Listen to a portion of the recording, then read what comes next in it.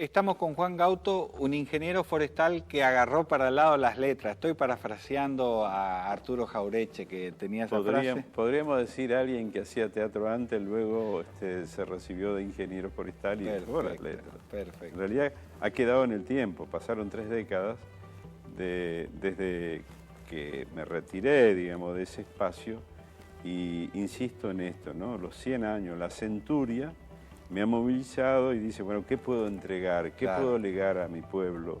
Y una porción de la historia. Y esto es parte de la historia, porque aunque sean ficciones, los personajes tienen el color de situaciones que claramente he vivido, digamos, ¿no? La obra 65-100 se llama.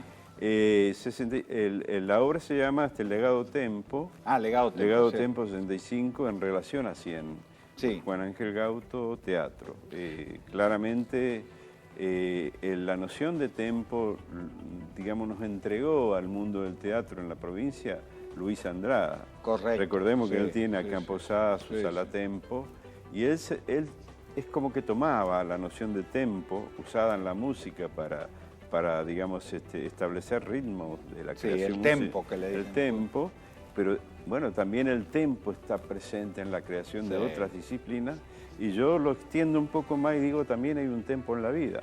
Todos tenemos un tempo donde indudablemente es el momento donde mejor nos salió las cosas. Claro. Ese es un acto de tempo, creo que sí. Una de las obras es Noti Verdad, aquí es una parodia, me parece, una parodia a un noticiero de televisión. Es la parte más madura de la creación que he trabajado, de esta antología de 5 obras, 2 en colaboración y las 5 escritas por mí, digamos, y 2 en colaboración. Noti Verdad, aquí ya es parte de lo que he escrito en soledad, digamos, individualmente como autor, y no está representada. Todavía no ha sido puesta en escena. Representada. Y habla como digo ahí, ¿no? de la creación de verdades que se puede hacer a través de medios de comunicación. Con un noticiero como el que estamos viendo, ejemplo, que era un noticiero trucho de... En este caso hay una intertextualidad, porque personajes de una obra pasan a ser también integrantes de la puesta de Noti Verdad aquí, entonces de pronto la ficción del informativo, porque en definitiva termina siendo una ficción, intenta plantear temas que son inexistentes en la realidad local. Tal cual. Entonces, crean una realidad casi. Crean una realidad, desmienten la realidad que sucede en ese interior lejos. Por eso se llaman historias del lejano nordeste, ¿no? Entiendo. Y ahí es donde de alguna manera parodiamos esa creación de verdades.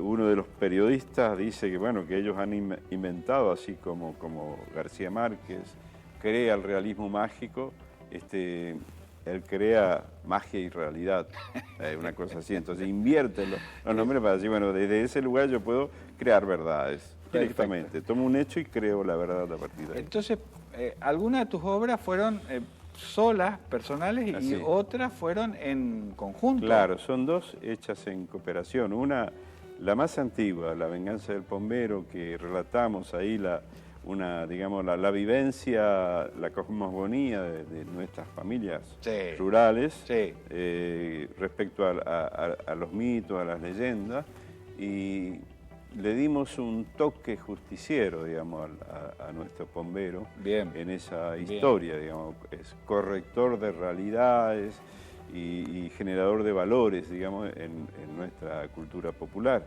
Esa la hicimos con Luis, él la representó en Posadas. Luego, la otra en cooperación es con el autor que viene el lunes a El Dorado, de La Plata. Él migró nuevamente a La Plata. Entonces con él hicimos Juancho y Don Quijano, que es una especie de parodia de la figura del Quijote de la Mancha y Sancho Panza, pero criolla, digamos. Está bien. O sea, una matriz Juan, criolla. ¿a qué remiten estas ilustraciones que tenemos aquí en la mesa y que estaban ponchando? Hay, digamos, las 3 que podemos estar viendo ahí están referidos a 3 de las 5 obras. 3 de las 5, perfecto. Y bueno, existe una 4ª, excelente la ilustración, especial hecha para este caso. la obra por Priscila Hendry, estudiante, digamos, de arquitectura, pronto a recibirse. Bien. Pero indudablemente, así como me pasó a mí, que de pronto pasé a ser escritor, sí, claro. Tal vez ella sea una dibujante en el futuro, ¿no? Se ve la calidad del trabajo, el color que le ha puesto, digamos, a los personajes, las identidades, digamos así, donde vemos desde el curupí, el pombero, sí. En sus dos versiones, hasta la señora solidaria. ¿Eso es un tacurú, la montaña? Ese es el tacurú, que generalmente tiene una, digamos, altura de 1,20 m en el campo, uno lo ve, y usamos la figura del tacurú para representar el lugar donde el externo a Misiones, ese emprendedor soñador quijotesco, vino a buscar el tesoro dentro del tacurú.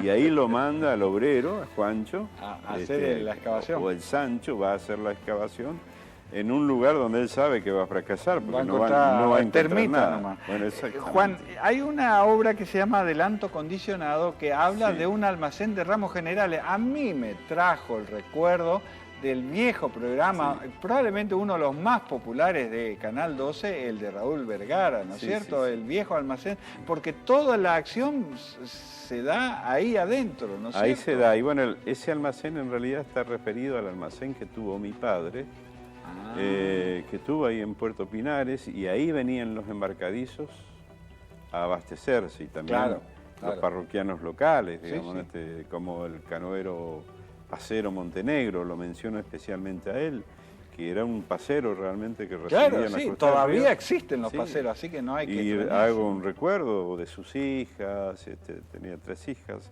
con nombres particulares, una se llamaba Ninfa, Nereida, Valquiria. Qué notable, y en realidad eran nombres buscados en enciclopedia. Claro. La enciclopedia era un instrumento de lectura muy utilizado en los barrios, porque no teníamos ni internet, obviamente, y no había tampoco grandes bibliotecas. Entonces, una enciclopedia, un espasa-calper, resumía en alguna medida todo el conocimiento del mundo. Era conocer el mundo a través de una lectura de algún tomo de la espasa.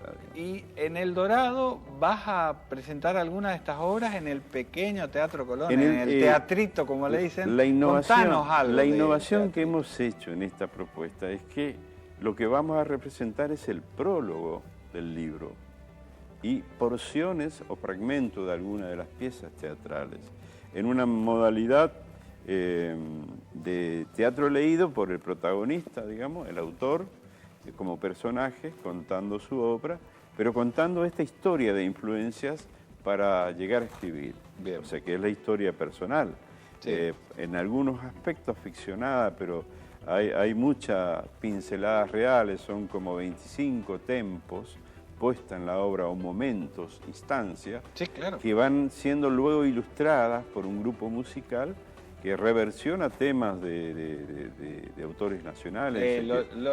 Tuve la suerte de conocer la versión de Galera, creo que le dicen, de tu obra, y menciona ahí, eras un seguidor de los iracundos. Claro, por ejemplo, ¿no? Bueno, esas eran las bailantas, que bueno, El Dorado tenía como 7, 8 bailantas. Muy populares, ¿no? Muy populares, y era ahí el lugar donde trabajábamos, en la época de Donato Músico, ¿no? Mi padre, que bueno, a la fuerza fue creando orquestas que luego transitábamos por los barrios. Claro. Bueno, los no tan buenos andábamos más bien por el under, el doradense. Los mejores por ahí iban al Club Social. Claro, o a la Unión Cultural. Claro, sí. Entonces, pero bueno, eso eran los medios de vida y también de desarrollo de pronto, del acercamiento a líneas artísticas. Totalmente. Desde ahí nos nutrimos, y luego aparece ya la parte más elaborada de la creación, aparece entre lo que era la Escuela Nacional de Comercio, la nocturna, que si recordás es la primera nocturna que se instala, y que da posibilidades de formación a mucha gente. En mi caso, yo soy egresado de la Escuela Nacional de Comercio, sección nocturna, luego estudiante de la Facultad de Ingeniería Forestal, que también marca una época muy fuerte en El Dorado, y acerca comunidades externas al Dorado, y de ahí surge, porque el lunes la novedad es que van a haber 4 ingenieros forestales en el escenario. Muy bien. O sea, no voy a ser el único, o sea, hay 3 más que están ahí, porque tiene que ver con esa época, en la época que éramos jóvenes y estudiantes y había sueños, y desde ese lugar se cultivaba el arte, y ese lugar nos llevó a, por ejemplo, a dejar un testimonio como estas obras. Este legado, exactamente. Este legado que realmente es una porción de la historia que vamos a compartir con la gente que era espectador en alguna medida en aquellos años, otros que están estudiando teatro y se interesaron mucho por la temática, luego los que son habitués del teatro en El Dorado. El Dorado tiene uno de los mejores teatros de la historia, digamos, de la provincia. Cuando se crea el Teatro del Pueblo, que habrá sido o en la década del 60 o a principios de los años 70, ya era un teatro con 150 butacas, con un escenario, con excelente acústica, que hoy, bueno, ya tiene tecnología incorporada, hay sonido, hay iluminación, camarines, bueno, una serie de cosas que realmente es una joyita que está y en las cuales todos a quienes anduvimos en esas lides, por allá hemos disfrutado de ese espacio. Juan Gauto, muchas gracias por esta visita, éxitos con el teatro y esperamos verte pronto. Esperamos, sí, gracias. No se vayan, enseguida seguimos.